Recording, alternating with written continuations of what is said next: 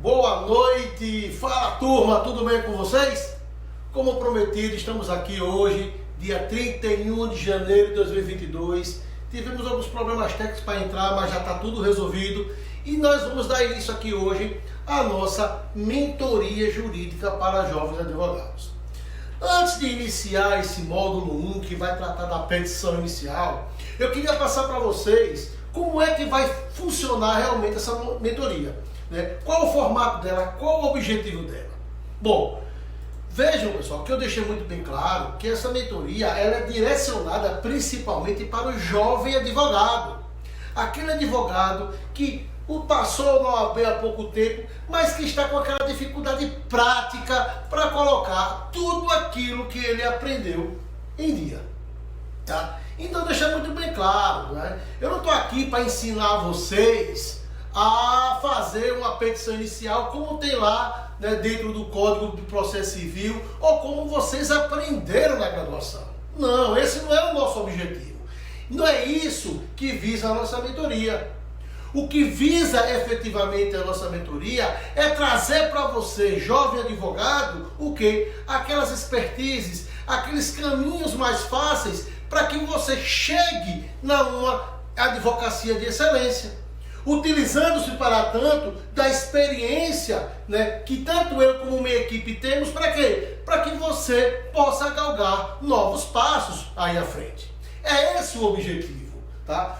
Obviamente, pessoal, que eu não posso dizer a vocês que a minha mentoria ou o que eu estou propondo para você é a única forma de você galgar esse passo. Não, longe de mim dizer isso para vocês. Longe de mim dizer para vocês que eu sou a única solução. Não se esqueça isso. Esse não é o objetivo. O objetivo dessa mentoria é trazer aquele mínimo necessário para que, por exemplo, você não faça feio dentro de um processo, para que você não tenha, por exemplo, como nós vamos falar hoje, uma petição inicial considerada inepta e de trazer um prejuízo para o seu cliente, de você não ir para uma audiência e não saber como se portar, o que perguntar, que ponto dirigir, né? O que você fazer numa situação em que você esteja perdido ou diante de uma situação inovadora que venha acontecer. Então, esse é o nosso objetivo, é facilitar, trazer aqueles embasamento mínimo para que você possa ter a sua peça aceita e não trazer nenhum prejuízo para o seu cliente.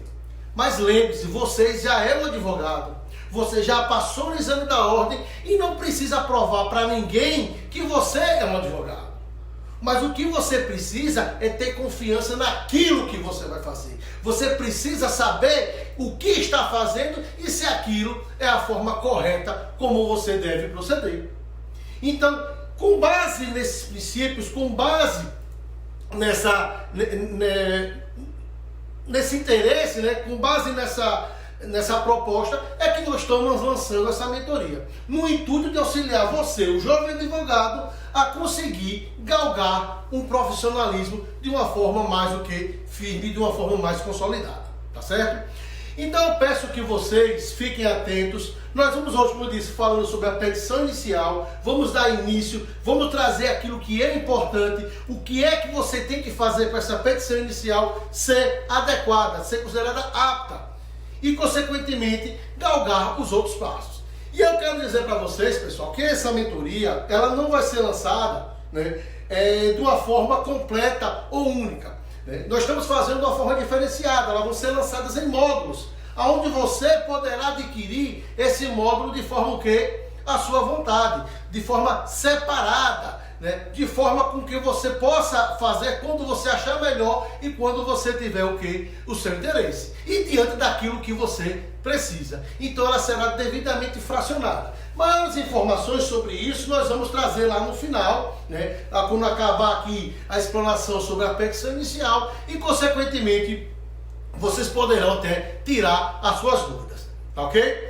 Então, vamos lá, não vamos perder tempo, vamos dar início, né? Espero que todos gostem, espero que depois tragam as observações que vocês querem fazer, né? E hoje especificamente, eu quero deixar bem claro que nós teremos tirar algumas dúvidas sobre o que foi explanado, mas também eu tenho algumas surpresas para vocês, vou trazer novas informações para que todo mundo possa compreender exatamente o que nós estamos propondo, ok? Então vamos lá, pessoal. Nós vamos começar a falar sobre petição inicial, tá? Vocês vão começar a receber um slide também, vai ficar até alternado aí quando a gente for falando, e vocês vão poder observar que é meramente um formulário, ou melhor, um roteiro para que vocês tenham conhecimento e que também, né, será disponibilizado para todos aqueles que se inscreveram no módulo. Então observe aí, petição inicial, módulo 1, e aí nós vamos começar a falar sobre a petição inicial. E o que é importante você saber sobre a petição inicial? Bom, eu comecei a dividir a petição inicial em algumas fases, em alguns passos para que você venha entender. E aí nós começamos a falar sobre o que? A pré-confecção, ou seja, aquilo que tem que vir antes da confecção da peça inicial, que é de fundamental importância, tá bom? E aí eu digo aqui que o primeiro ponto é o atendimento inicial, né? Aonde, sem o atendimento inicial de qualidade, muito provavelmente a sua petição inicial não obterá um êxito adequado. E observe que eu botei aí, ó, uma boa petição inicial precede de um bom atendimento, conhecimento pleno do caso, delimitação do direito perseguido, anseios do cliente, definir uma estratégia de atuação. O que eu quero dizer com isso, pessoal, é o seguinte: toda vez que alguém for procurar você no escritório para propor ou pleitear o ajuizamento de uma ação, você tem que ter o pleno conhecimento de todos os fatos que lhe são trazidos. Aonde você, advogado, deverá, por exemplo, instigar o seu cliente a trazer as informações que no momento ela não lhe trouxe. Porque se vocês lembrarem, aquela pessoa que lhe procurou, ela não tem o conhecimento técnico ou a expertise do que você vai ter que colocar no processo. Se a pessoa chega numa audiência, chega para você no seu escritório e vem pedir para entrar com uma ação de alimentos, você vai ter que, por exemplo, saber exatamente quantos filhos tem, de onde é que vem esses alimentos, se a parte tem renda fixa, se não tem, quais os ganhos, quais os custos. Então você tem que cercar de todas as informações possíveis. Mas também, como eu estou dizendo, saber quais são os anseios e a delimitação daquilo que você vai pedir. Porque às vezes a parte vai lhe procurar pedindo alguma coisa e ele traz um anseio que muitas vezes não pode ser alcançado juridicamente falando. E você, como advogado, tem que ter esse domínio e inclusive falar para a parte o que pode e o que não pode ser pedido. Você pode dizer isso tanto para restringir tanto o que ela quer no primeiro momento, porque não existe uma possibilidade jurídica, como também você pode ampliar aquilo que ela está pedindo, porque ela não tem o conhecimento. Às vezes a parte vem lhe procurar para fazer um pedido e você tem que trazer para ela, ou deixar bem claro, as potencialidades do direito dela. Deixe-se bem claro que você não está lá para instigá-la a querer, ou instigá-la a querer algo a mais, mas pelo menos trazer para ela aquilo que ela poderá vir a pedir. Essa decisão, obviamente, cabe à parte. Então, por isso que você tem que ter uma delimitação do direito, né, e os anseios dela. E definir a sua estratégia de atuação. Porque é muito capaz, às vezes, de quando você chega em um determinado caso, você pode ter mais de uma demanda jurídica, mais de um procedimento a ser aplicado. Você pode ter que escolher algum desses dois, né? Por exemplo, às vezes a parte chega para você para pedir uma cobrança de uma dívida e você analisa aquele documento e você pode analisar se aquilo é interessante você entrar com ação de cobrança ou, por exemplo, com ação monitória.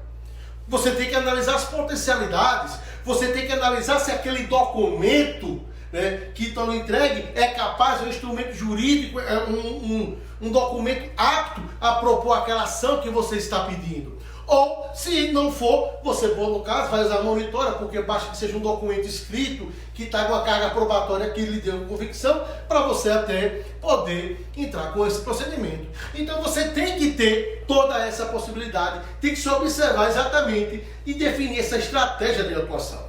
Esse é o primeiro passo que você vai ter.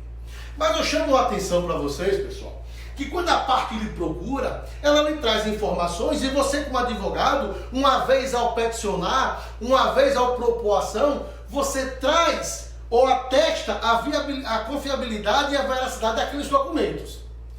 E a última coisa para vocês, não é raro, por exemplo, você como advogado receber documentos que a parte diz que é verdadeira e quando o processo inicia descobre-se que aquele documento é falso. E aí você como advogado lá quando iniciou aquela demanda, atestou ele como verdadeiro. E isso pode lhe trazer sérios problemas no exercício da profissão. Às vezes uma representação até na ordem, o que é extremamente desagradável e pode ser muito prejudicial para você. Então uma dica que eu trago para você está aqui, ó, na linha B, que diz a análise de documentação fornecida.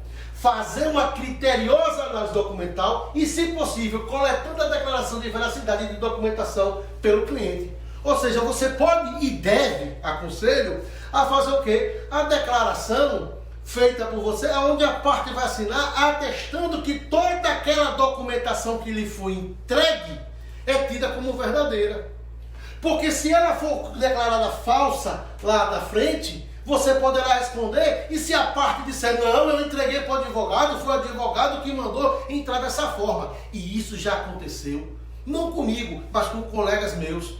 Já presenciei várias vezes colegas ter que dizer que se passaram por essa situação e às vezes vir a ser, inclusive, representado pela OAB em um procedimento administrativo sobre a acusação de ter falsificado o documento.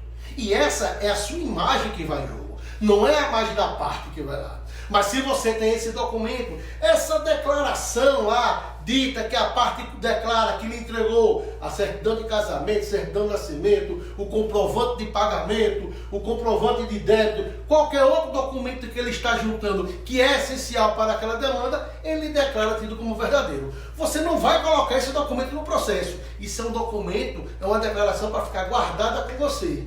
Porque se na eventualidade disso vir a acontecer, você está o quê? De certa forma coberto. Então nós começamos, observe que a petição inicial, ela começa muito antes da confecção, com um atendimento de qualidade, delimitando o que vai ser feito, como vai ser feito, mas também se resguardando da veracidade daqueles documentos. Passado dessa fase, nós começamos a falar exatamente da confecção da peça. Bom, todos vocês, repito, pressupõe e acredito, tenho certeza, que sabe exatamente como fazer uma petição inicial. Mas aí, nós chegamos a falar aqui sobre endereçamento. Ô Sérgio, eu sei exatamente que eu tenho que direcionar um juízo. Perfeito. E eu sei que você sabe disso. Mas às vezes é necessário que vocês tenham, né, uma análise criteriosa daquilo que vai ser proposto e aonde vai ser proposto, né? Porque assim como você pode ter que escolher mais de uma demanda, às vezes você pode ter mais de um juízo onde você possa direcionar esse processo. Por isso que aqui, ó, na linha A do tópico 2, eu observo o seguinte, ó, juízo competente, matéria, pessoa, aí razão do lugar, né? E assim sucessivamente, que são aquelas competências, né, originárias, né, que está lá no Código de Processo Civil. E aí, o que é que eu quero dizer com isso? O advogado que deseja fazer uma petição de qualidade e não perder tempo ou não causar prejuízo, ele tem que ter um conhecimento prévio do regimento interno do tribunal em qual ele vai atuar, geralmente. Ó, se eu sou um advogado no estado de Sergipe, eu tenho que ter conhecimento das competências, né, internas do tribunal para eu saber onde eu vou distribuir aquele processo. Por que isso? Porque na medida em que você protocola uma peça em um juízo incompetente, no qual não tem a competência para julgar aquele processo, o primeiro problema que eu vejo aí é um juiz já analisar e ver, pô, o advogado peticionou um processo onde não tem competência. Ele protocolou uma peça de uma ação de cobrança em um juízo de família, por exemplo. Nessa situação, além de você como advogado já ser visto, de uma certa forma, com reservas pelo magistrado, que não reconhece a sua competência e extingue o processo, e muitas das vezes ele não pode nem remeter, ele vai determinar dizendo que o processo não é daquela competência e extingue, talvez até a depender ele remeta para o juízo competente, mas aí já fica uma situação onde você deixa transparecer que não tem um conhecimento de onde você vai protocolar aquela peça. Ou às vezes você vai entrar com uma ação contra um ente público e você não protocola, né, na vara da fazenda pública, e assim sucessivamente. Então você já traz esse estigma de você dizer errou, colocou na vara incompetente. Mas isso pode trazer um prejuízo muito maior, que é, por exemplo, para o seu cliente, aquele que você não deve trazer um prejuízo. Imagine que, por exemplo, você está atrás de uma tutela de urgência, que é imediato, você está ali precisando resolver uma autorização para um plano de saúde, para fazer uma cirurgia, você determinar uma medida suspensiva com relação a um ato que está sendo praticado contra o seu cliente. Na medida em que você protocola em um juiz incompetente, esse juiz não vai analisar essa tutela de urgência. E, consequentemente, o que é que ele vai fazer? Ele vai dizer que não é juiz incompetente e vai ter que remeter. Daqui que esse processo seja extinto ou que ele seja redistribuído, a depender do caso, vai se demorar o quê? Dias. E esses dias eles podem ser o quê? Cruciais para a pretensão do seu cliente. Imagine que você está entrando com uma ação para evitar a demolição de um bem. Se você protocola essa ação em um juízo incompetente, a consequência vai acontecer é que quando ela vier a ser analisada posteriormente, o que é que vai acontecer? Esse bem poderá vir o que a ser destruído antes do prazo, antes mesmo de analisar. Você pode até ter um direito bom, mas por conta de você ter protocolado essa petição em um juízo incompetente, consequentemente ela não vai ser analisada por quem deveria, e aí o direito do seu cliente está o quê? Devidamente prejudicado. Esse é um dos exemplos que podem trazer se você não observar esse juízo, essa competência. Mas eu também trago aqui na linha B o juiz adequado da sua causa, ou seja, a complexidade da demanda, rito comum, especial, né, ou de juizado, dentre outros. O que é que eu quero dizer com isso, pessoal? Porque às vezes você tem juízos concorrentes. Você pode ter demandas onde você pode protocolar, por exemplo, no juizado especial, como você pode protocolar na vara comum. Mas aí, nessa situação, às vezes, eu vou lá para o juizado especial, porque eu não pago custos, consequentemente vai ser mais barato para mim, e aí eu entro com essa ação. Até agora eu não vejo nenhum problema. Mas você, como advogado, tem que parar para observar o seguinte: a depender da causa, ela pode ser considerada uma causa complexa. E como é que eu trago um exemplo para vocês? Imagine que, por exemplo, eu entro com a ação contra o banco alegando que falsificaram os meus documentos e que, consequentemente, esses documentos oportunizaram a abertura de uma conta falsa no instituição bancária. Essa pessoa pegou empréstimos e, consequentemente, o que é que aconteceu? O meu nome foi negativado. Obviamente e claramente que o juízo civil, do juizado civil, ele tem competência para julgar esse processo. Entretanto, a experiência e a prática já me trouxe a seguinte situação: que os bancos, quando chegam numa situação desse tipo, a primeira coisa que ele faz é abrir uma preliminar de uma necessidade de perícia técnica naquela documentação. E aí tem quem defenda que se aquela falsificação for grosseira, o que é que vai acontecer? O juiz até pode dispensar a prova técnica porque prova que não é. Mas existem, por exemplo, falsificações onde a parte perde documentos e o que o falsário faz? Ele faz o documento com aquela única foto e faz uma assinatura similar. E aí a perícia realmente passa a ser o que? Necessária. E neste caso, o juizado especial ele não pode, por disposição legal, analisar causas complexas. E a perícia é tida como uma situação aonde vai gerar o quê? A necessidade de uma perícia técnica e vai se tornar complexa. E o juizado não vai ter competência para julgar esse processo.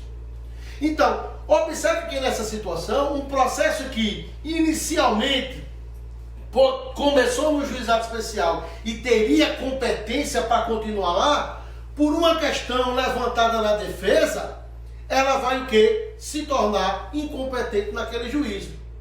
Consequentemente, aquele direito do seu cliente vai ter um trâmite no qual não vai muitas das vezes trazer um benefício, só vai trazer o quê? Um atraso na prestação jurisdicional.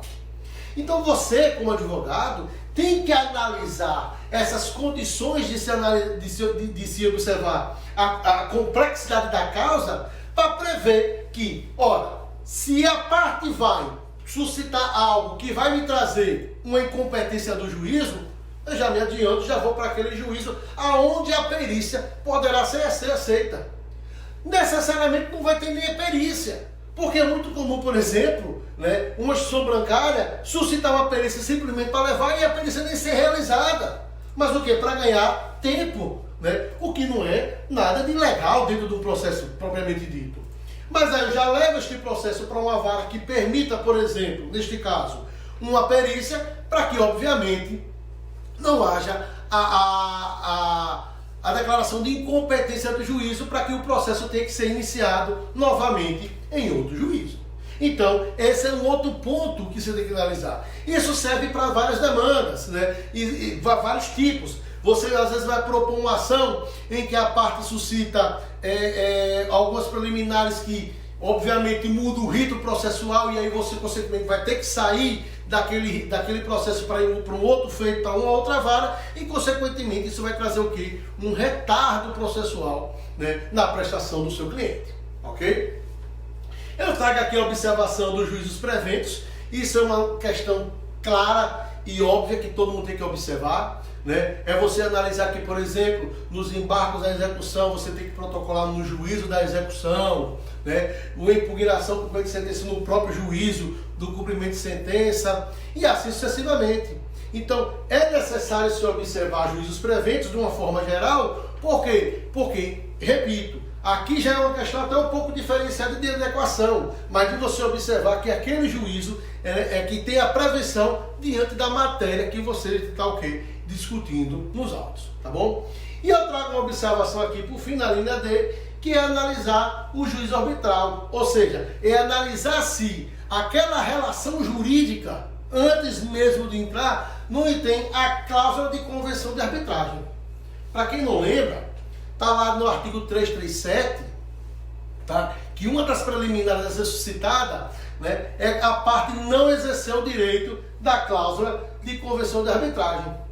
Porque algumas instituições, algumas pessoas jurídicas, eles colocam lá até diante da prestação jurisdicional, que às vezes, muitas das vezes ela é demasiada, ela chega a dificultar o trâmite processual. Algumas empresas, elas começam a eleger a cláusula de convenção e arbitragem. Ou seja, antes de você ter que ingressar com uma demanda judicial, você terá que discutir aquilo dentro de um juízo arbitral. Então é necessário que você observe se existe essa cláusula de convenção de arbitragem e também se a exigência dessa cláusula de arbitragem preenche todos os requisitos necessários que estão previstos na lei de arbitragem, tá?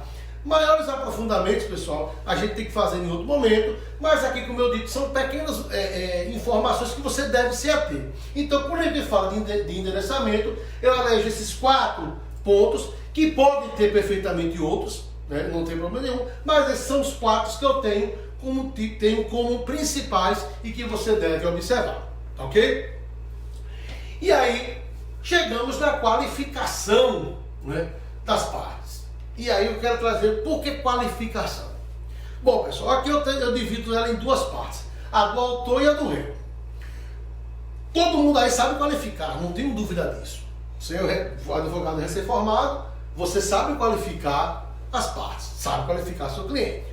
Mas o que eu chamo a atenção é que alguns tribunais têm adotado procedimentos específicos. Por exemplo, no estado de Sergipe, né, foi criado o chamado juízo 100% virtual.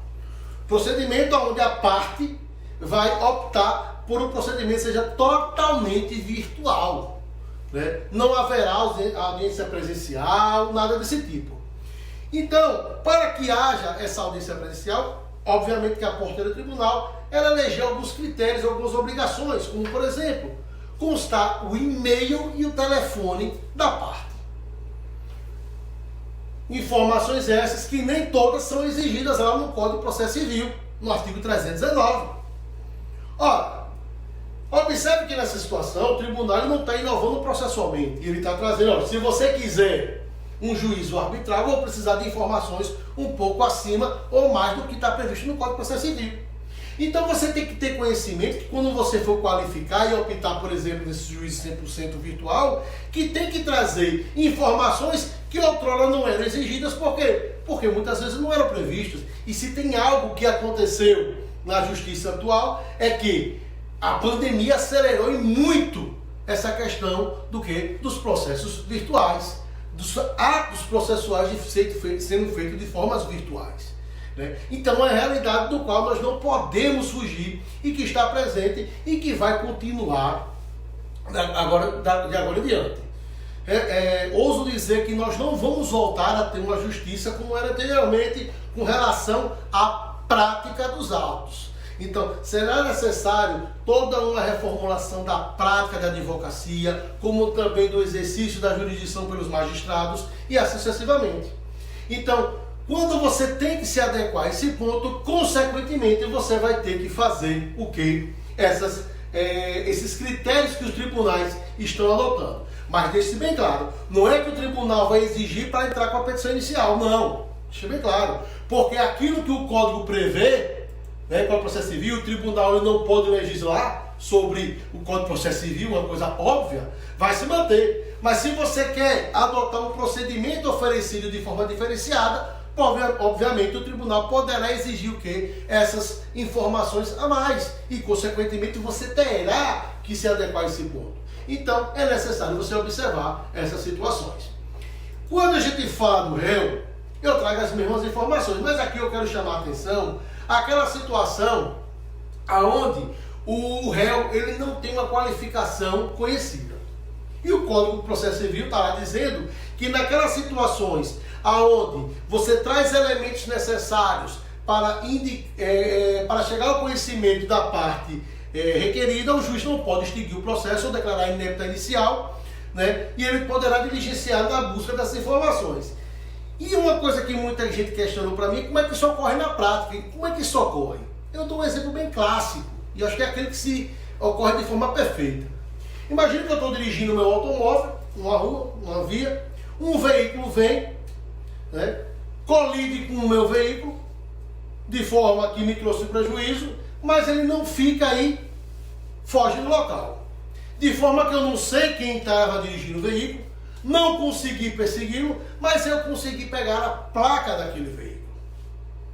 Observe que eu não sei quem praticou o ato, eu não tenho ideia onde ele reside, não sei se era homem, se era mulher, se era um idoso, se era um menor, eu não sei nada disso. Mas eu tenho uma informação que pode me chegar ao quê? Àquele autor do fato.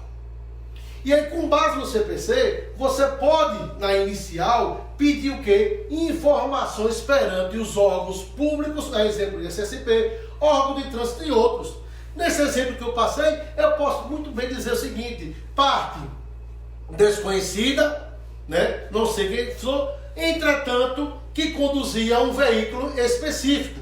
Qual veículo? O veículo de placa tal. E o que é que eu posso fazer? Pedir para que o juiz oficie o órgão de trânsito, o DETRAN, ou a Secretaria Municipal de Trânsito, a depender onde tiver, e, consequentemente, esse órgão fornecer informação de a quem pertence aquele veículo. E uma vez chegando esta informação, eu vou aditar de forma proposital. E aí observe que é um pedido de... você está forçando um aditamento por não conhecer. Mas observe, você também tem que chegar como advogado e dizer por que é que você não consegue identificar quem é a pessoa. E por que você está pedindo para que seja oficiado aquele órgão público. Com que objetivo? Com o objetivo de saber quem praticou aquele ato, quem é que deve compor o polo passivo da demanda. Esse é o objetivo, né, de quando você tem que trazer essa informação, de oficiar esses órgãos públicos no intuito de se obter essas informações, ok? Então, com relação à qualificação, esses são os pontos que eu trago com relação, como de forma primordial. E aí nós passamos a falar sobre a descrição dos fatos. Bom, e aí, pessoal, quero abrir um parêntese com vocês. Vocês podem até achar alguém que fala o contrário. Temos que respeitar, vou respeitar.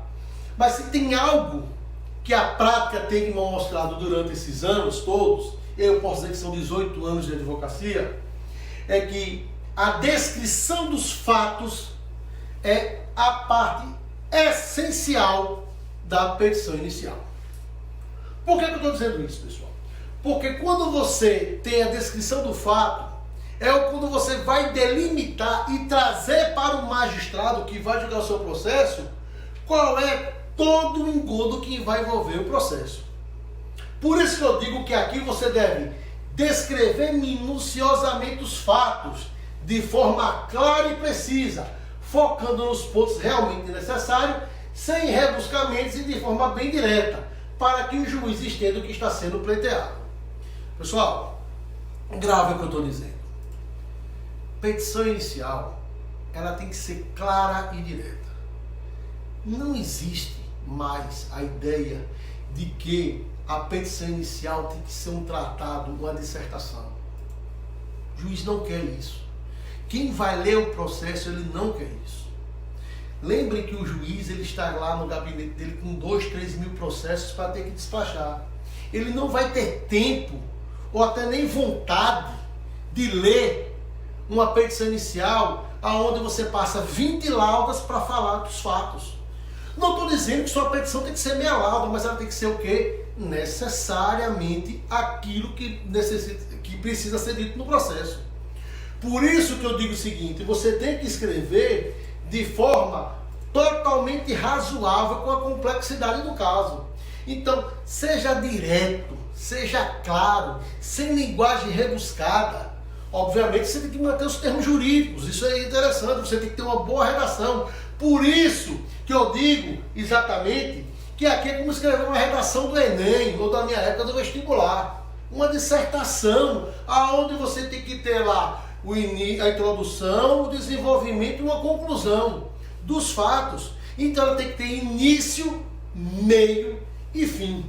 Por isso, pessoal, que eu elejo que aqui corresponde a 40% de relevância da petição inicial. Se você puder dividir a petição inicial em relevância, posso, sem medo de errar, dizer que neste ponto 40% de relevância está na descrição dos fatos. Porque é aqui que o juiz vai ter conhecimento da causa. Aqui que o juiz vai saber exatamente o que você está pedindo e se tem pertinência ao que você vai pedir. Uma petição inicial bem redigida com relação aos fatos, o juiz ou qualquer profissional do direito que venha ler já consegue entender o que você vai querer. Você já consegue deduzir o que a parte vai pedir. E se você consegue fazer isso, consequentemente, sua petição está bem feita. Lembre-se, quem vai julgar o processo, e até mesmo um tribunal, ele não sabe o que aconteceu. É você que vai ter que trazer o problema jurídico, o fato para o processo. E isso vai acontecer o quê? Através da descrição dos fatos, né? E aí eu trago aqui, né, faço até uma correlação com o epitâmetro de Quintiliano, né, que fala lá o que, quem, quando, porquê, como, onde, com que auxílio, né? Onde, se você responde essas 7 perguntas, você vai ter uma descrição factível daquilo que você está pedindo. E a gente pode converter isso de que forma? Com palavras-chave. Se você conseguir preencher essas palavras-chave daqui, você já está muito bem encaminhado. Que seria o quê? Você dizer o que aconteceu, quem está envolvido no caso, quando e onde os fatos ocorreram, de que maneira os fatos se desencadearam e o que pretende com a ação. Se você fecha né, essas perguntas, se você consegue responder, se você deixa claro, e aí isso também parece, pessoal, uma boa redação. Né? Você tem que ter um bom português, né? Você tem que ter as concordâncias, né? Isso conta muito também. Isso não exige demais, você é um profissional, você é formado, você tem uma graduação, então pressupõe-se que você tenha pelo menos o conhecimento mínimo e técnico da sua língua, né? Do seu dicionário, do seu português. Então, mas deixa bem claro, bem redigido, o domínio da língua não é trazer com verbos em latim, coisas que às vezes nem o juiz sabe o que está dizendo, nem você sabe o que está dizendo, você vai lá e pega e bota. Né? Porque, repito, se você fizer isso, a petição está de muito bom tamanho.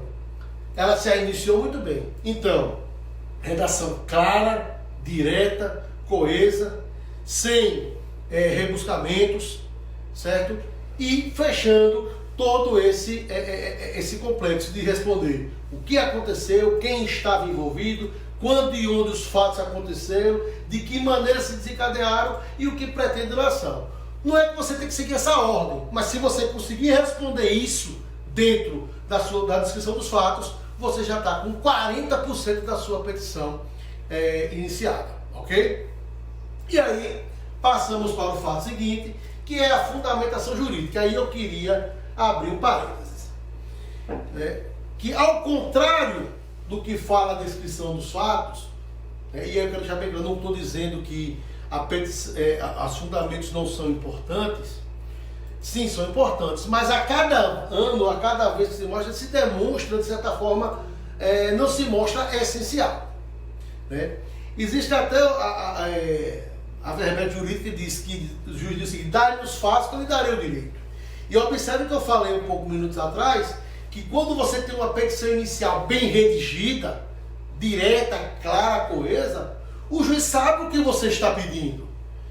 Então você não precisa ter que ficar 10, 15, 20 laudas falando sobre a fundamentação jurídica. Não, não.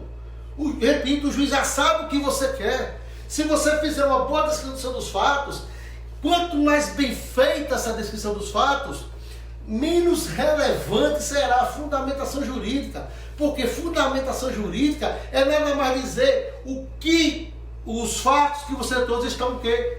Fundamentados. Por isso que eu atribuo que aqui se equivale a 20% de relevância da petição inicial. Observe, não é que ela não seja importante, eu atribuo 20%. Mas se você for comparar a descrição dos fatos com a fundamentação jurídica, indiscutivelmente que a descrição dos fatos é mais importante. Porque, repito, o juiz já vai saber o que você quer lá. Porque não adianta você descrever os fatos de forma totalmente desarrazoada, sem uma conclusão lógica e trazer uma bela fundamentação jurídica. O juiz vai dizer assim: estou dizendo aqui, realmente a lei diz isso, a lei diz que a parte tem direito a isso, mas só que você não me comprovou nos fatos que você está o quê? Pedindo isso. Tanto que se vocês observarem a petição inicial, dificilmente não, você não vai achar um caso de inépcia de inicial por deficiência de fundamentação jurídica. Não, você tem lá por uma questão de você ter pedidos incompatíveis, né? Ou você não da descrição dos fatos não chegar a uma conclusão lógica. Olha que no caso de inépcia de inicial, não tem uma referência clara que se você não trouxer o embasamento legal correto, né, você não vai ter uma petição inicial apta. Pessoal, eu já cheguei a ver, e não foi caso de inépcia, da parte simplesmente descrever os fatos e já ir para os pedidos. E ela não foi considerada inepta. Por quê? Porque a fundamentação jurídica, dentre todos os requisitos, é aquele que tem menor relevância. Mas aí também quero abrir outro parênteses. Tá? Quando você fala dessa fundamentação jurídica, quando você for colocar, observe que ela não é indispensável, né? Ou melhor, que ela não é dispensável. Você deve interligar os fatos a normas aqui defendidas. Ou seja, você tem que fazer esse liame. Não é você simplesmente jogar qualquer norma jurídica lá. Então você tem que saber o que está descrevendo e em que ponto da norma jurídica é que seus fatos estão sendo o quê? Relacionados naquela fundamentação. Então, se você vai fazer a fundamentação, e eu recomendo que faça. Não estou dizendo que você não tem que fazer, mas dê menos importância. Faça os fatos de forma mais adequada, de forma mais correta, coesa, e traga a fundamentação simples e direta. Aí, obviamente, você pode trazer apontamentos doutrinários e jurisprudenciais, é interessantíssimo você fazer isso, para mostrar, inclusive, que aqueles entendimentos que você está tendo defendendo fatos já tem precedentes no sentido de decisões no mesmo sentido, ou até mesmo precedente judicial, súmulas que falem sobre isso, é interessante você falar, não há problema nenhum. Mas tem um fato aqui que esse sim é indispensável. É que quando você fala de leis específicas, como as estaduais e municipais, por exemplo, aí sim é obrigatório você falar. E o Código diz isso. Por que eu estou dizendo isso? Porque quando um juiz ele faz um concurso público, né, ele vai lá, tem todas as leis federais que ele tem que saber, né, tudo mais. Mas imagine que ele vai ser nomeado para um juízo, né, no extremo de um estado, uma cidade pequena, que muitos de nós nem sabemos que existe no mapa. Imagine que a parte lá vai discutir, por exemplo, a lei que regulamenta o ISS daquela cidade. E como você vai legislar sobre matéria municipal, cada município vai legislar de forma o quê? Diferenciada, de acordo com sua realidade. Aí, neste caso, quando se trata de leis específicas, estaduais ou municipais, ou até determinadas leis especiais, aí, neste caso, você é obrigatório trazer. Porque, neste caso, o juiz ele não tem a obrigação de saber essa lei. Ele não vai poder se excusar de estudar, de decidir de acordo com aquela lei. Mas é interessante e é altamente recomendável que nesses casos de leis específicas você possa o quê? Trazer essas informações. E para fechar esse ponto, nós trazemos aqui 3 palavras que surgiram ou que são muito mais destacadas a partir da questão dos precedentes, que é o distinguishing, né? O overdue e o overruling, que são o quê? Expressões que falam sobre diretamente ligadas aos precedentes judiciais, que a partir do Código 2015 começou a ser obrigatório de aplicação dos tribunais. O que quer dizer isso? Que quando existe um precedente, seja o reconhecimento por súmula vinculante, ou decidido em recursos repetitivos, ou né, IRRAC, né, o que é que acontece? Você tem que, obviamente, seguir. Mas se você vai entrar com uma ação onde você defende que aquele precedente não se encaixa ao seu caso, por exemplo, você vai entrar com uma demanda onde existe um precedente que diz a determinado entendimento. Você tem que demonstrar que aquele seu caso é diferente daquele precedente e por isso ele não pode ser aplicado. Isso é o que? O distinguish, ou seja, uma distinção, né?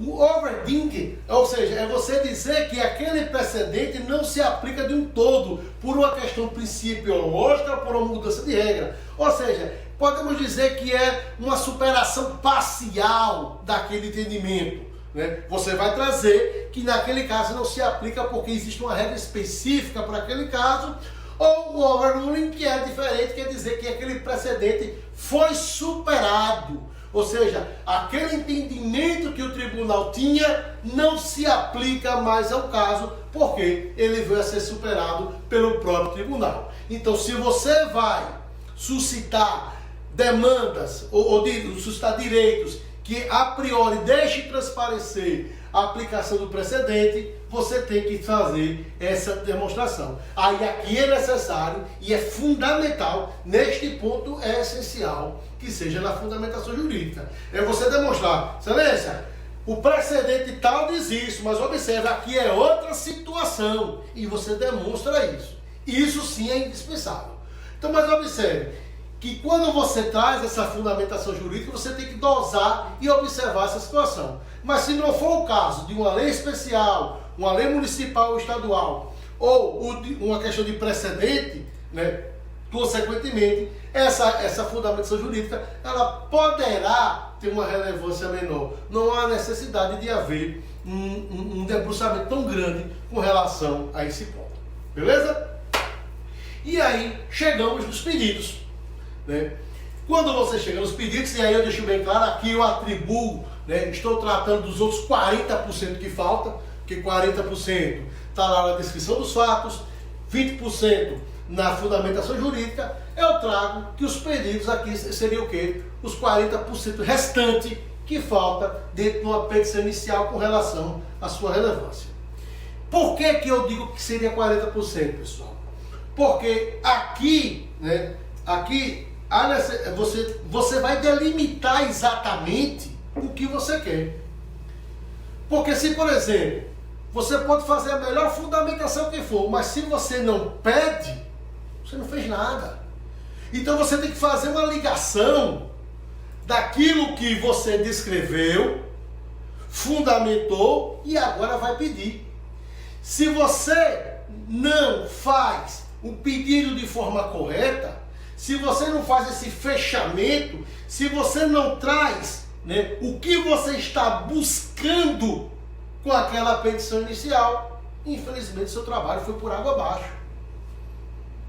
Aonde, a depender do que você está fazendo, você não pode nem pedir aditamento, que a gente vai falar sobre isso daqui a pouco.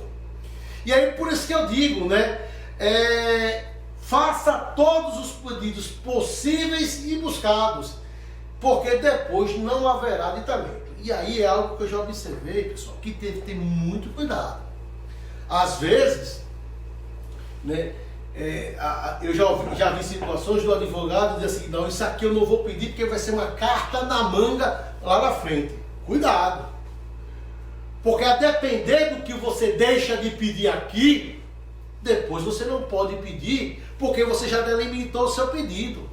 E aí você está trazendo uma inovação processual, você está trazendo um pedido que não pode mais ser formulado pelo fato de que haverá um aditamento indevido do processo. Uma tentativa de aditamento. Você vai trazer um fato novo. E fato novo você pode trazer o quê? Daquilo que você não poderia ter apresentado anteriormente ou porque não estava em sua posse. Então, processo não tem isso de você chegar a esconder as cartas, de blefar. Isso não existe em processo. O processo ele tem que ter, né? Ele tem que ser limpo. Você tem que jogar limpo com ele. Você tem que saber o que você vai fundamentar. Se você não tem documento, se você não tem instrumentos necessários para fazer aquele pedido, é melhor você não fazer. Aí eu vou deixar de pedir? Não. A depender, você pode fracionar esse processo. Olha, eu vou fazer tais pedidos, o outro pedido eu não posso fazer agora, esse direito eu não posso exercer agora, mas não, nada impede que eu exerça depois, a depender do caso. Você pode dividir perfeitamente a sua demanda. Repito, analisando caso a caso. Mas você, devendo fazer algum pedido, você não faz e depois você vai impedir, aí não. Isso não existe. Aí você vai estar trazendo um fato novo, você está querendo fazer um aditamento, você está querendo ampliar o seu pedido, que não é permitido depois que você faz o quê? Né? A petição inicial e depois que a parte é citada, porque você não pode mais aditar. Então, esse fato de esconder ou de achar que tem uma carta na manga é perigoso. É perigoso. Né? Esse negócio de carta na manga é com relação mais a um direito probatório. Podemos dizer mais o seguinte, ele é mais fácil e mais aceito. Mas você querer esconder ou não fazer um pedido achando que pode fazer depois, isso é extremamente perigoso e você pode sair perfeitamente no prejuízo. Ok? E aí você deve se lembrar, né, que você pode fazer pedidos alternativos, cumulados ou sucessivos. Mas detalhe, sempre compatíveis entre si. Gente, é muito comum, já vi algumas situações do advogado fazer pedidos cumulativos que às vezes não tem a mínima condição de ser compatíveis. Né? Quando você faz os pedidos, você tem que fazer um pedido, né, nessa situação, por exemplo, alternativo, que você cumpra um ou outro. Mas se você for fazer um pedido que você pode cumprir um e o outro você não tem como cumprir, então ele não pode ser alternativo. Então você tem que ser o quê? Compatível. Tanto no mundo, tanto na questão jurídica, prática, como até no rito que está sendo pleiteado. Então tem que ter muito cuidado quando se faz esses pedidos dessa forma, ok?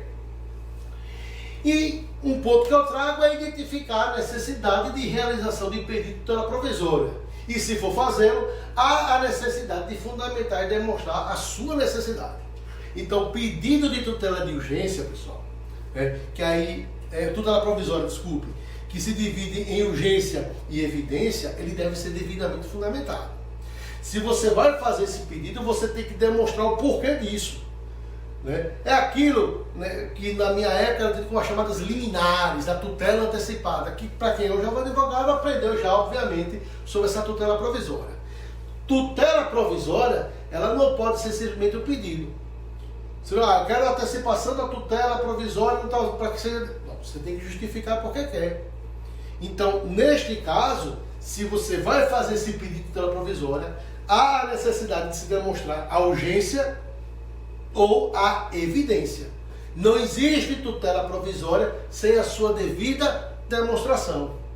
Se você tem que demonstrar o perigo, e a demora e a necessidade dessa prestação judicial antecipada, então você não pode vir simplesmente com pedido.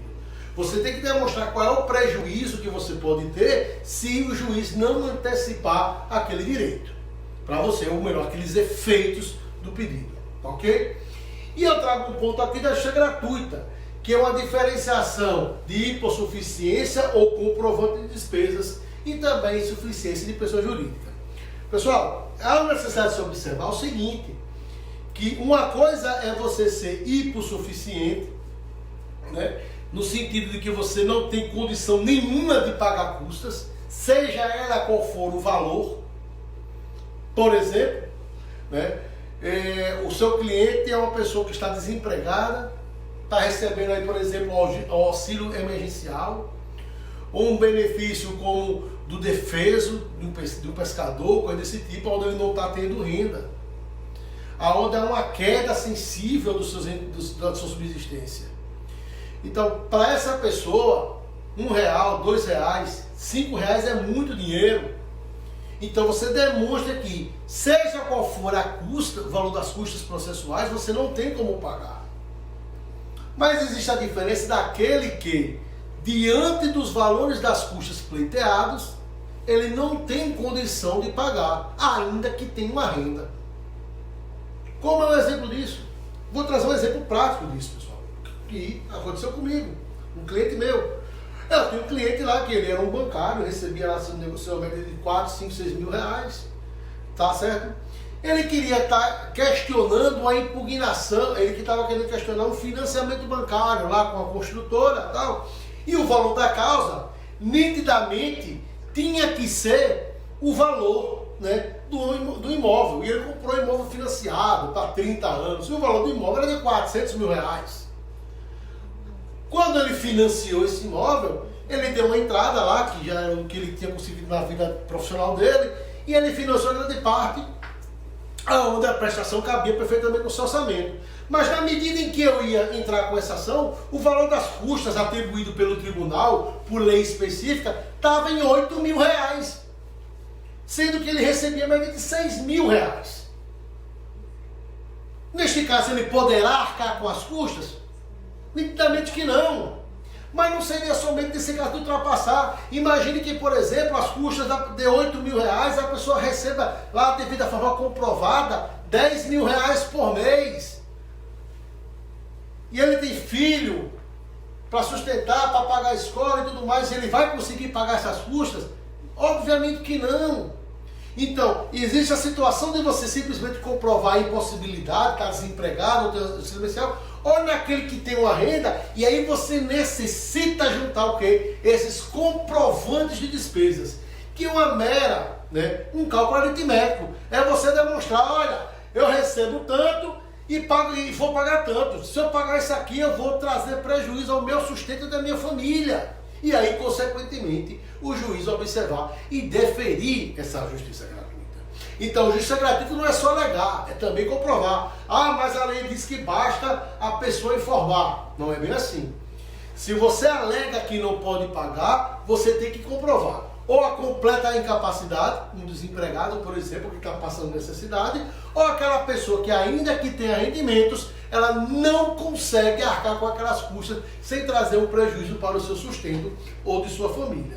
E lembre-se também, como aqui está dizendo, a hipossuficiência de pessoa jurídica, que também é possível de ser observada. Trago como, por exemplo, um condomínio que tem que entrar com ações e mais ações, certo? Sendo que existe uma inadimplência ou ela está numa situação financeira caótica, crítica. Ou uma empresa que esteja numa situação de extrema periculosidade financeira, está próximo de entrar numa recuperação judicial. Você mostra os balancetes que a empresa está tendo dificuldade, não está conseguindo pagar salários, e se ele não entrar com aquela ação, ele vai ter um prejuízo, a empresa poderá vir fechar as portas. Isso é possível? Claro que também é possível, tá certo? Então esse é o ponto com relação aos pedidos.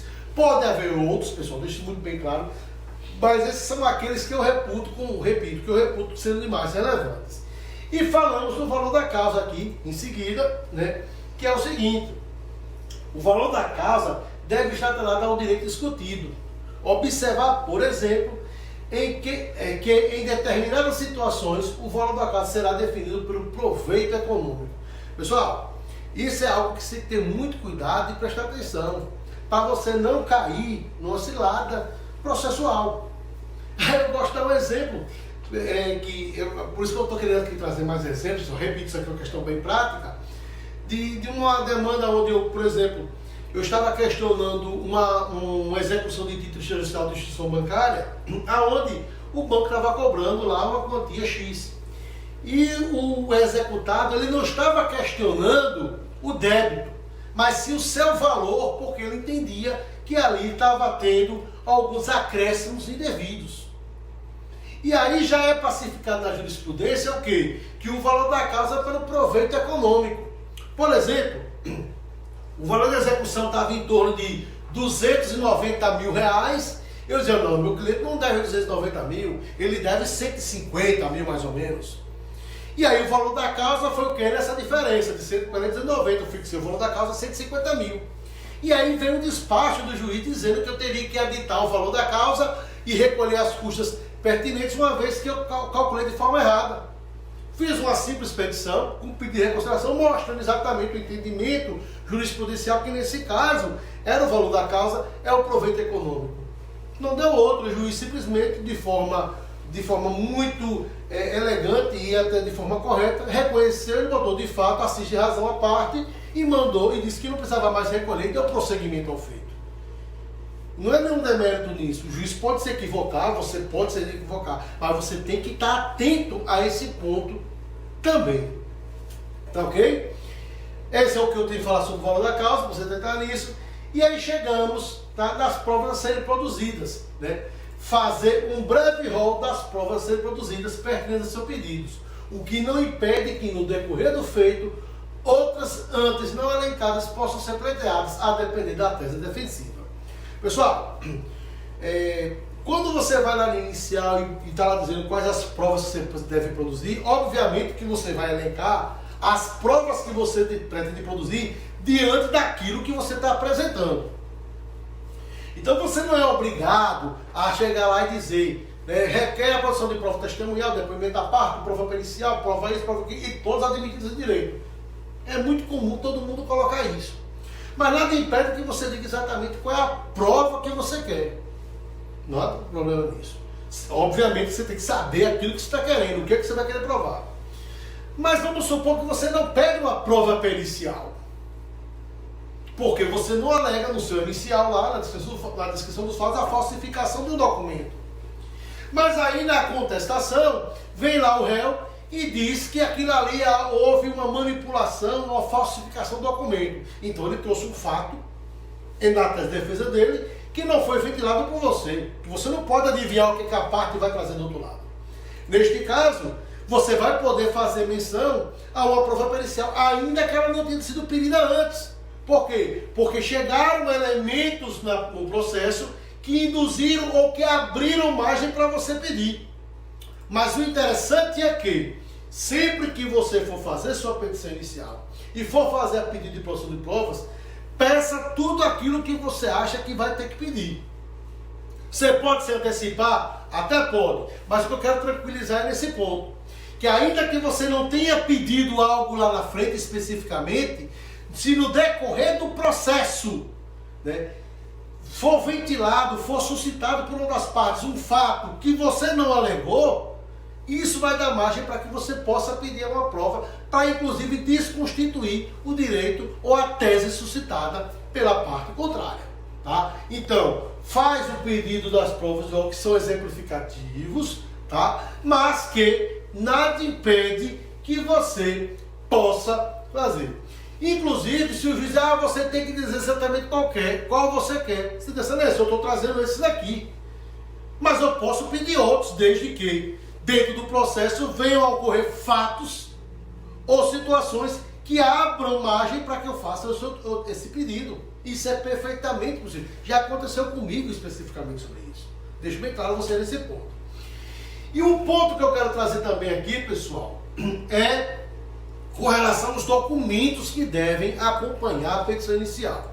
E aí eu trago, né, uma diferença sobre documentos indispensáveis e documentos essenciais, que são coisas diferentes, em que pesam alguns confundirem. Documentos indispensáveis são documentos que dizem respeito à condição da ação ou dos pressupostos processuais, bem como os que se vinculam diretamente ao próprio objeto da demanda. Ou seja, são aqueles documentos, pessoal, que são a prova cabal ou como dizia, indispensável para a propositura da demanda. Se eu vou fazer um divórcio, eu tenho que demonstrar o quê? O casamento. Então eu preciso juntar aquela certidão de casamento. Se eu vou entrar com uma ação de reintegração de posse, eu tenho que demonstrar aquele título anterior que me dava a posse. Se eu vou entrar com ação de alimentos decorrente de paternidade, por filiação, eu tenho que trazer a demonstração daquela filiação. Ou se eu não posso dizer porque é que eu não posso juntar e pedir para que o juiz determine que a parte junto, caso você não tenha ela, mas você tem que trazer essa informação. Isso é indispensável. O que não se confunde com documentos essenciais, que são documentos de cunho exclusivamente probatório, com o nítido caráter de esclarecer eventos narrados, admitidos durante todo o processo, sem que precise acompanhar a petição inicial. Eu quero alegar na petição inicial, né, que João, né, que Pedro andou falando, vamos dizer assim, saiu divulgando na rua que praticou tal ato contra mim. Eu posso provar isso por testemunha, mas se eu tiver algum documento, lá um e-mail, ou até mesmo conversa no WhatsApp, onde eu vou lá e faço aquela ata notarial para demonstrar e tudo mais, neste caso é um documento que é essencial.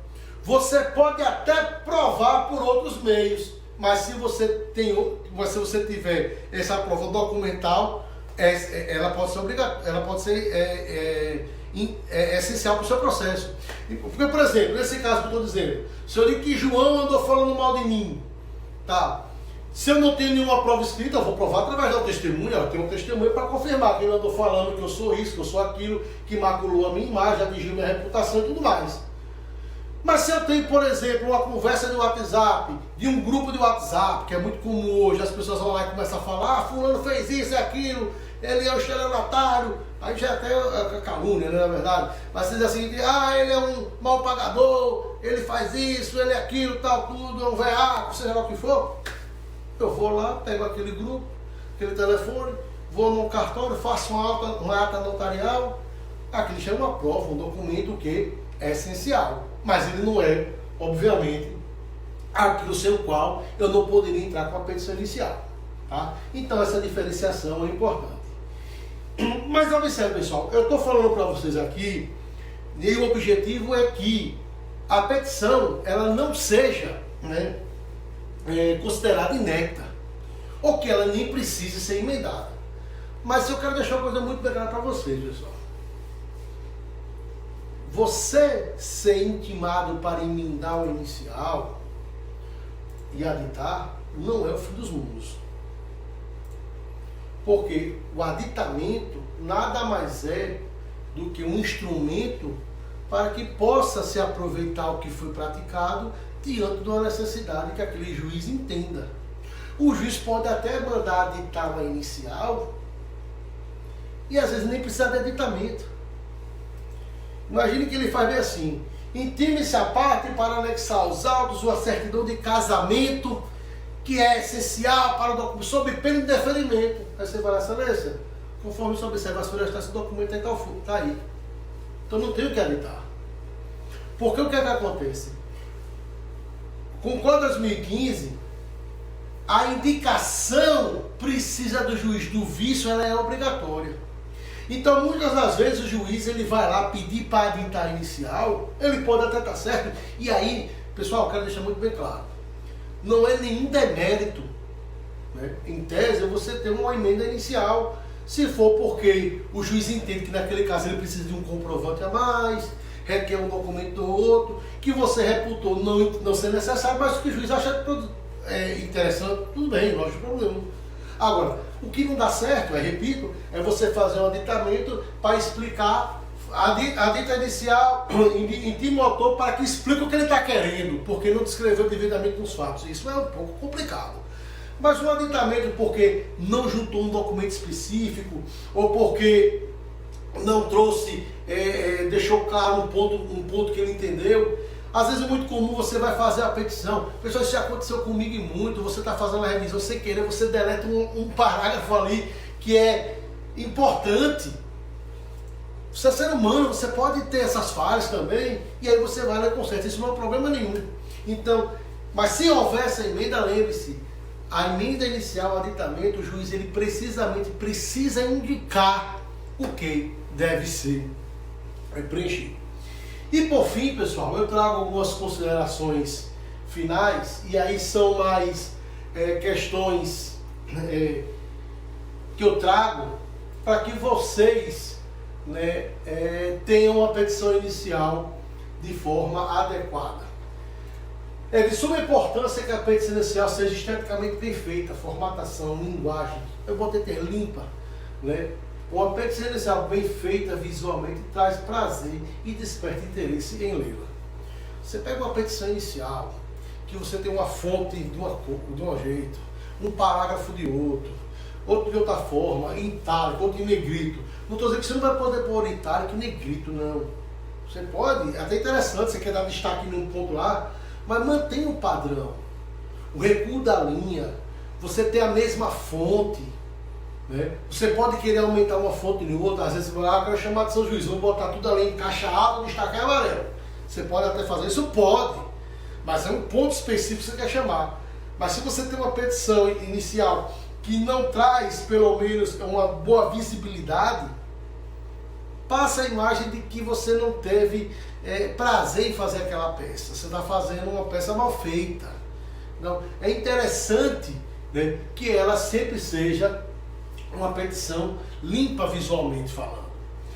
Fique atento aos documentos essenciais e necessários. E, se possível, enumere-os, liste-os na petição. DOC 1, DOC 2, DOC 3, em relação aos anexos. O que eu quero dizer com isso, pessoal? Às vezes você vai fazer a petição, você vai anexar os documentos.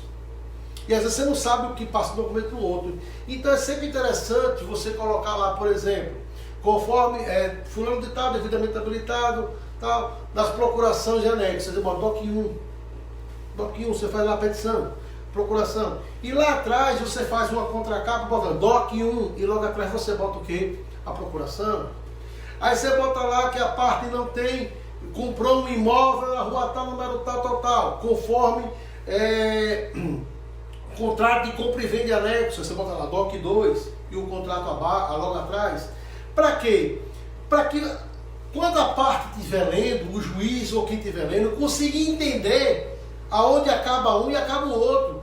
Porque se você tem aquele cara amassa documentos atrás, principalmente se forem muitos documentos, você não consegue diferenciar, né? Porque na inicial você não tem como dizer conforme folhas tais, porque esse processo ainda vai ser numerado. Então você não tem como saber. Então é interessante que você visualmente consiga separar esses documentos para que quem for ler saiba identificar. Ele vai folhear, né? Deixa eu ver o que é o DOC 1. Ele vai lá, DOC 1, estou vendo aqui o que é o DOC 1. Aí ele vai lá e olha, não, o DOC 1 é esse daqui, DOC 2 é esse daqui, para você fazer essa ligação da explicação com o documento. Porque quando você está falando, o juiz, o assessor, ele vai querer ver esse documento. Então, consequentemente, você vai, né, ter ideia da relação daquele documento com o que você está alegando, ok? Os documentos devem estar legíveis. Bom, se você vai botar um documento que nem você consegue ler, quanto mais o juiz. Você vai dizer que fez um pagamento e o comprovante de pagamento não está legível, o juiz nunca vai deferir ou conceder o seu direito com base naquela prova documental. Então o documento ele tem que estar sempre legível, não colocá-lo de cabeça para baixo no processo. É algo extremamente complicado, então coloque-o sempre, né, na mesma situação. Então use o mesmo equipamento, se for possível, para escanear esse documento. É fundamental a importância isso. E por fim, para concluir, né, é um conselho que eu dou, que é o seguinte: só atue nas demandas que você tenha afinidade. Pessoal, quando você está com a dor na sua perna, no seu braço, na questão óssea, você não vai atrás de um cardiologista. Você vai atrás de quem? De um ortopedista. Se você está com a dor, né, que parece ser no seu coração, você não vai atrás de um pediatra, você vai atrás de quê? De um cardiologista. No direito é a mesma coisa. O advogado que quer abarcar todas as áreas, quando eu digo todas as áreas, é aquilo que é acessível, criminal, tributarista, né? Você pode até conseguir. Se conseguir, parabéns. Mas o que eu tenho observado de muitos anos para cá é que aquele que escolhe uma área que tem afinidade e se especialize, tem muito mais chance de conseguir o sucesso. No início é difícil, porque você quer pegar tudo, é até mais aceitável. Mas, se possível, aos poucos, comece a fazer esse filtro. Mas tenha cuidado, porque se você, no início de carreira, pega uma área que você não tem a menor afinidade, você pode trazer um prejuízo imenso para aquela parte e já decretar, né, o insucesso da sua profissão. Você já vai começar errado. Então, isso vai trazer algum prejuízo para você. Bom, pessoal, é nesse ponto aqui a gente conclui a questão da perícia inicial. Repito, são alguns apontamentos que eu, Sérgio Bezerra, entendi como relevantes e essenciais. Digo eu que, se você conseguir esses passos, aí você pode acrescentar outros que cada um acha ser adequado. É perfeitamente possível você conseguir êxito na sua perícia inicial. Uma perícia inicial bem feita, uma perícia inicial clara, direta, tem a maior possibilidade de trazer êxito à sua demanda. Ao contrário de uma petição mal feita e que não abarque todos os direitos do seu cliente e que não traga todos os requisitos mínimos necessários para o seu desenvolvimento. Com isso a gente conclui hoje essa questão da petição inicial. Traremos no próximo módulo a questão da contestação, né? E eu quero deixar claro para vocês, haverão outros módulos, mas eu quero deixar meu agradecimento a todos aqueles que estiveram aqui presentes e espero todos no próximo módulo, ok? Bom, pessoal,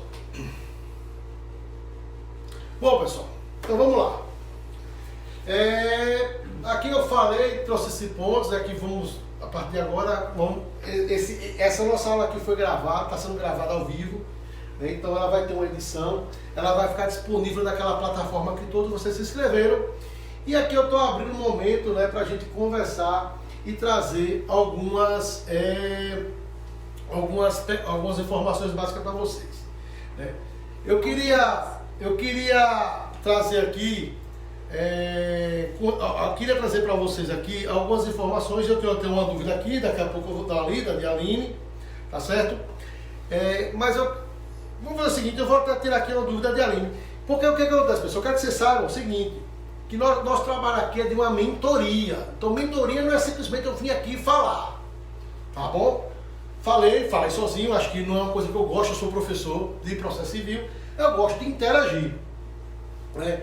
E consequentemente, a gente vai fazer o seguinte, depois disso aqui será marcado, né, um novo encontro, que é um encontro para a gente fazer a mentoria propriamente dita.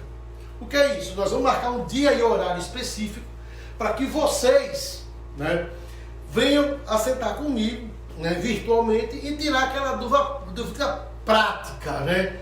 Eu estou vendo aqui, eu quero deixar bem claro que eu estou aqui até agradecer a Oni, que é quem está tratando aqui dessa parte aqui visual com vocês, equipamento, né? E a doutora Luana, que é minha parceira, minha amiga, que está me auxiliando nesse ponto. Então nós vamos trazer algumas promoções e deixar bem claro.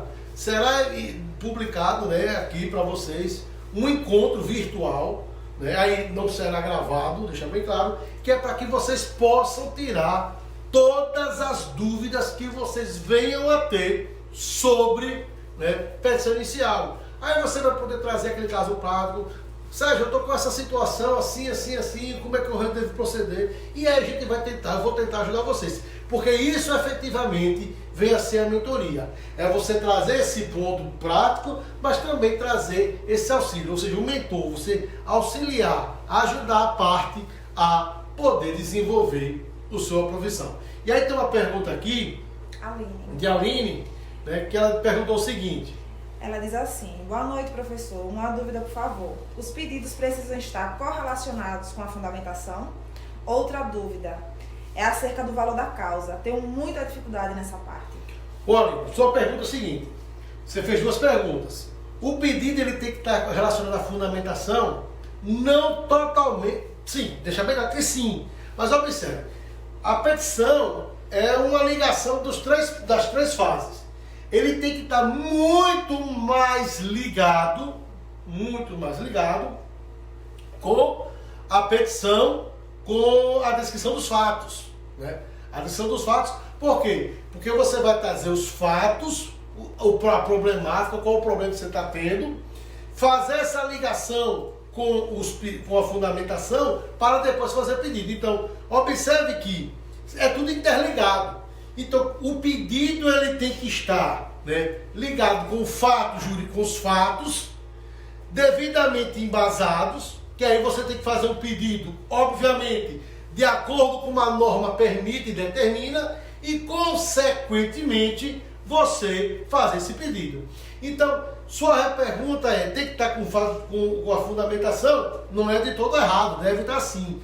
Mas, principalmente, ele tem que estar interligado com o quê? Com os pedidos, com a descrição dos fatos. E quando você fala que você tem uma dúvida com relação ao valor da causa, repara, o valor da causa ele está lá devidamente prescrito no Código de Processo Civil, quais são os valores da causa. Então, ali você tem um parâmetro, ali você tem as exigências do valor da causa. Então você tem que seguir o que está previsto lá. Salvo engano, não sou de cabeça aqui, mas se não me engano, artigo 292, né, do CPC. Aí eu vou pegar aqui só o código, mas eu acredito que seria o artigo 292 do CPC, que diz exatamente como é que se vai chegar ao valor da causa. Então, você tem que estar, né, devidamente baseado no artigo 292. Deixa eu ver se é 292. Exatamente, 292. O valor da causa conterá a pensão, constará na pensão inicial e da reconversão e será. Aí ele está dizendo. Então você tem que seguir o que está previsto no artigo 292. Tá certo? Mas o que eu chamo a atenção é que dentro do artigo 292 você pode ter situações onde você precise fazer alguns ajustes, alguns amortes. Entendeu? Então, espero que tenha suprido sua dúvida. E no nosso encontro, Aline, você pode ir lá tirar essa dúvida de forma mais precisa, tá ok? Veja se tem mais alguém para fazer pergunta. Gente, se alguém tiver alguma pergunta a mais aí, né, pode fazer as perguntas, tá, pelo YouTube, qualquer outra, né? E aí, eu queria deixar, se não tiver, já quero deixar agradecer a presença de todos E fiquem atentos, né, que nós vamos trazer nas próximas horas aí algumas ofertas que a gente pode até tentar dizer agora aqui, não é isso? Podemos dizer agora? Ali. Podemos dizer alguma coisa, Luana? Olá pessoal, boa noite. Primeiro eu queria agradecer a presença de todos, né, que foi um momento muito enriquecedor, e também parabenizar vocês, né, que tiveram a iniciativa de estar conosco nesse momento, de perceber que existe uma fragilidade e de querer melhorar e dar o primeiro passo para isso.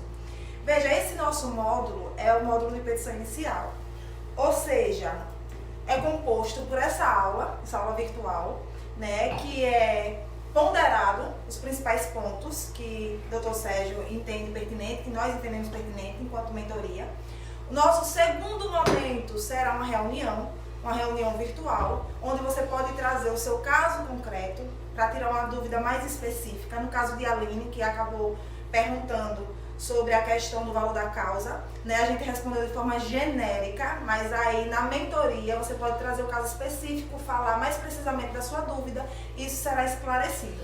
A mentoria é pegar alguém capaz, que ainda não tem a solidez de caminhar, segurar no braço e ir andando com alguém que tenha mais experiência, que já conhece esse caminho. Nada mais do que isso. Esse módulo, o formato é esse. Pretendemos continuar assim nos outros módulos. Aula, mentoria, que é uma conversa, como se fosse uma roda de conversa, onde a gente vai tirar dúvidas e vai participar todo mundo. E o próximo módulo que nós vamos lançar, ao encerrar esse, é o de contestação. É o nosso próximo passo, é o módulo de contestação. Só para deixar bem claro, tá, pessoal? Esse encontro que nós vamos ter, que vocês vão receber por e-mail, tá? É exatamente para quem tira dúvida. Nada mais exatamente que compartilhar experiências, né? Então, todos nós podemos vocês poderão trazer experiências, casos curiosos que nós podemos compartilhar e juntos chegarmos a um ajuste, um consenso para poder ajudar quem está participando. Né? Já bem claro nesse ponto. Isso. Pronto. E aí, para quem estava conosco aqui na live, nós temos uma promoção, certo? Esse primeiro módulo serão 10 módulos, né? A mentoria completa serão 10 módulos. Iremos lançando gradativamente. Esse primeiro módulo de estreia foi gratuito, né? Parabenizo vocês por ter se dado essa oportunidade. O segundo módulo é contestação. Nós temos o valor de lançamento de R$200. Cada módulo. Esse módulo também será de R$200. Mas quem estava conosco aqui na live vai ter um desconto de 20%, certo? Sobre esse valor, para se matricular nas próximas 72 horas. Então, o que é que acontece, pessoal? Quem estava presente, nós sabemos aqui quem estava presente, que nós temos tudo no controle, vai receber um link no seu e-mail, tá bom? No e-mail cadastrado, onde vocês poderão se inscrever para o próximo módulo com um desconto de 20%. Agora, esse desconto ele tem um prazo para adesão, que será de 72 horas do momento que você receber esse e-mail. Então, vocês vão receber esse e-mail provavelmente amanhã, e uma vez ele disparado, terão 72 horas para se inscrever, um link específico. Só vocês vão receber esse link para esse módulo específico, tá bom? E aí, vocês se inscrevendo em 72 horas, terão 20% de descontos. O que não quer dizer que vocês não possam se inscrever mais. Mas aí vocês não vão ter mais, né, direito a esse bônus, essa promoção, que é para você que esteve aqui presente, que compartilhou, né? É por tempo limitado. E aí, depois nós vamos lançar para o público em geral, tá bom? Para quem não estava presente aqui, o nosso novo módulo, né, que é sobre a contestação. Né? Em data determinada, que será marcada, mas aí nós estamos pensando aqui pelo menos uma mentoria, um módulo por mês, né? Algo desse tipo, de 3 em 3 semanas, ou até um mês, porque nós temos, além da aula, nós temos um encontro com os alunos para a mentoria, para tirar suas dúvidas. E aí, uma vez encontrando, você vai ter esse momento. E só para deixar bem claro, pessoal, o interessante dessa mentoria, desse módulo, é que você vai poder adquirir o módulo que você desejar. Então, assim, você não vai ser obrigado a fazer os 10 módulos, você vai fazer aquele que você tiver interesse, tá? Ah, eu não quero fazer mais, eu paro por aqui. Ah, eu não, dessa aqui eu já sei, minha dúvida especial é sobre aquele posto, você vai lá e compra depois o que você quiser. Então, por isso, essa facilidade de se haver esse fracionamento, né? Vamos. Pronto, bom, tem alguém... Mais alguma dúvida, pessoal? Se tiver alguma dúvida sobre o assunto que foi explanado hoje, o momento é agora. O nosso próximo encontro vai ser pertinente aos casos práticos, as dúvidas pessoais pertinentes aos casos práticos. E aí quem está inscrito nesse módulo vai saber o dia e o horário desse encontro, tá bom? Então, se por acaso não tiver mais nenhum, então eu agradeço a todos de coração pela presença, né?